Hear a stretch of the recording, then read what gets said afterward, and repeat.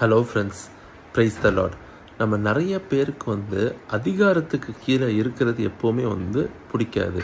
ஆனால் கர்த்தர் நம்மளை படைத்த படைப்பே நம்ம கர்த்தர் எப்போதுமே என்ன பண்ணியிருப்பார், ஒரு அதிகாரத்துக்கு கீழே நம்மளை வைத்திருப்பார். இப்போ நம்ம வீட்டில் இருக்கும்போது பெற்றோர்களுக்கு கீழே அதிகாரத்தில் இருப்போம்.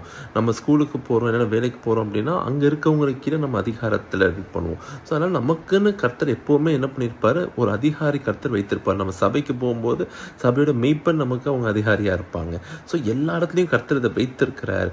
இப்படி அதிகாரத்துக்கு கீழே நம்ம இல்லாமல் போனோம் அப்படின்னா பெரிய அழிவுகள் சந்திக்க நேரிடும். ஏன் அப்படின்னா நம்ம நியாயாதிபதிக்கு புஸ்தகத்துல 18ஆம் அதிகாரத்துல நம்ம பார்க்கிறோம். 7ஆம் வசனத்துல லாயிஷ் அப்படிங்கிற ஊரை பத்தி பார்க்கிறோம். இந்த ஊர்ல ஒரு மெயின் ஃபீச்சர் என்ன அப்படின்னா, அவங்க எந்த அதிகாரத்துக்கையும் இல்லை.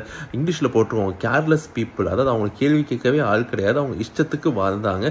எந்த மனுஷங்களோட எந்த தொடர்பும் அவங்களுக்கு கிடையாது. தனித்து அவங்க மட்டுக்கு அவங்க பாவம் செஞ்சுக்கிட்டு என்ன பண்ணிட்டு இருந்தாங்க, வாழ்ந்துட்டு இருந்தாங்க. அது என்னாச்சுன்னா அதே அதிகாரத்துல 27 28ஆம் வசனத்துல பார்க்கிறோம், ஒரு அவங்களோட அந்த நாடே அழியும்படிக்கா என்னாச்சுன்னா ஒரு சூழ்நிலைக்கு நேரிடுச்சு. அதனாலதான் அப்போஸ்தலர் 20:29 பவுல் சொல்லுவாரு, நான் இங்கிருந்து போனதுக்கு அப்புறம் மந்தையை தப்ப விடாத ஓநாய்கள் உள்ள வரும். ஸோ நமக்குன்னு ஒரு அதிகாரத்தை கர்த்தர் யாரை கொடுத்துருக்காங்களோ அவங்க நம்மளுக்கே அறியாம ஒரு காவலா கர்த்தர் வைத்திருக்கிறார். ஸோ நம்ம அதிகாரத்தில் இருக்கவங்களுக்கு நம்ம கீழ்ப்படிய நம்ம என்ன பண்ணணும், பழகணும். God bless you.